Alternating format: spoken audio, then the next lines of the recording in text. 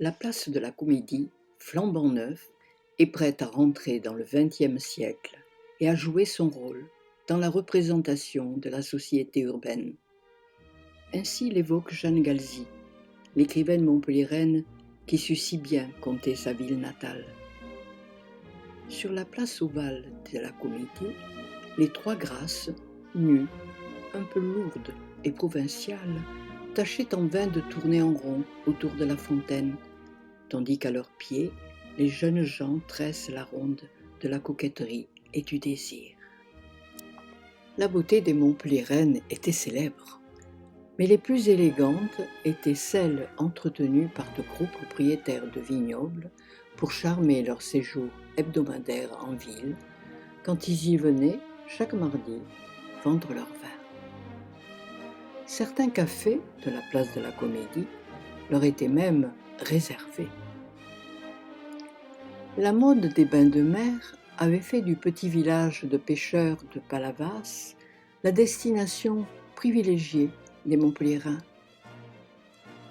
Dans ce roman de Jeanne Galzi, le personnage principal, qui lui ressemble, vient se ressourcer dans son Midi natal, abandonné pour la vie parisienne.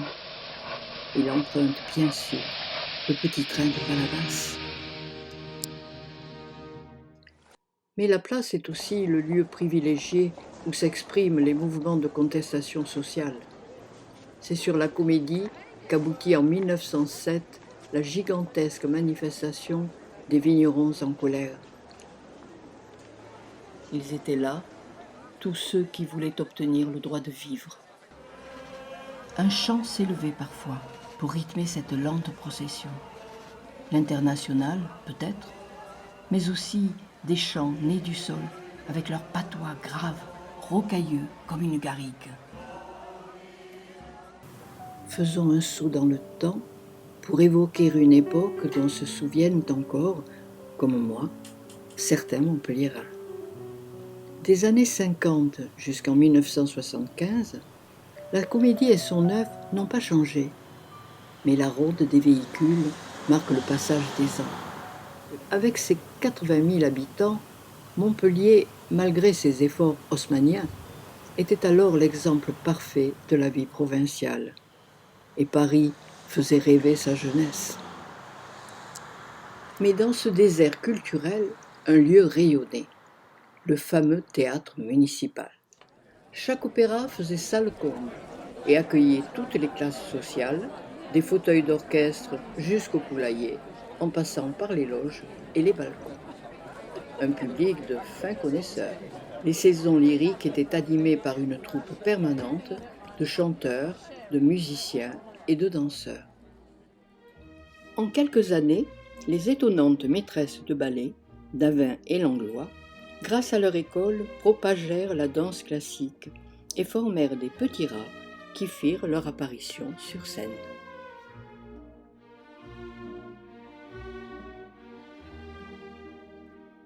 Un autre plaisir de cette époque, c'était de faire l'œuf.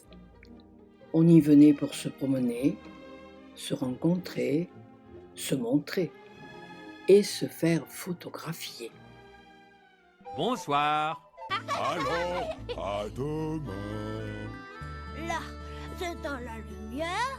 Salut les copains. Bonne nuit les Les petits. garçons et les filles de mon âge se promènent dans la rue de par deux. Tous les garçons et les filles de mon âge savent bien ce que c'est qu'être heureux. Et les yeux dans les yeux, et la main dans la main, ils s'en vont. Mais le plus extraordinaire, c'était, dès les beaux jours, traverser la place, aller jusqu'à la gare, prendre le train avec pour seul bagage son maillot de bain et sa serviette, et se retrouver sur la plage de Palavas pour se dorer et se baigner.